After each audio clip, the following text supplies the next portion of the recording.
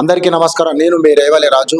కింద కనబడుతున్న వీడియో చూడండి ఒకసారి. జెస్సీ రాణి అని 9వ తరగతి అవుతుంది. అమ్మాయికి 14-15 ఏండ్లు ఉంటాయి.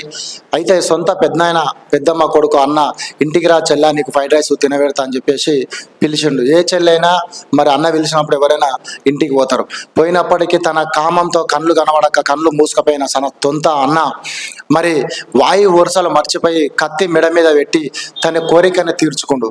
కాబట్టి ఈ అమ్మాయి కూడా బాధాకరమైన విషయం ఏంటంటే మైనర్ కావడంతోనే. అయినప్పటికీ సప్త సమాజమే కానీ విరగని సొంత వాయు వరుసలు మర్చిపోయిన అన్న ఈ విధంగా వేయడం బాధాకరమైన విషయం. కులానికి కడమంచి జెస్సీ రాణి అంటే కులంలో మరి రాష్ట్రంలో 3 అధ్యక్షులు ఉన్నారు, రాష్ట్ర ప్రెసిడెంట్లు ఉన్నారు, ఒక జాతీయ అధ్యక్షులు ఉన్నారు.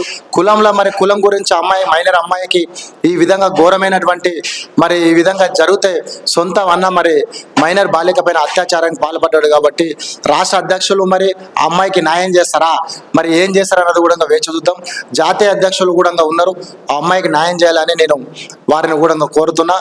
ఒకటి అదే కాకుండా సప్త సమాజం కూడా ఇలాంటి ఘటనకు జరిగితే మాత్రం తక్షణమే రాష్ట్ర ప్రభుత్వం కానీ రాష్ట్ర పోలీసు యంత్రాంగం కానీ స్పందించి అలాంటి ఘటనలకు పాల్పడ్డ వారి పైన చట్ట ప్రకారంగా చర్యలు తీసుకోవాలని కోరుతున్నా. రాష్ట్ర అధ్యక్షులు కూడా కడమంచి జెస్సీకి మరి అధ్యక్షులు మరి జాతీయ అధ్యక్షులు వారికి న్యాయం చేస్తారా, వాళ్ళకి అండగా ఉంటారా లేనది కూడా నీ వీడియో ద్వారా కూడా వారందరిని కూడా కోరుతున్నా.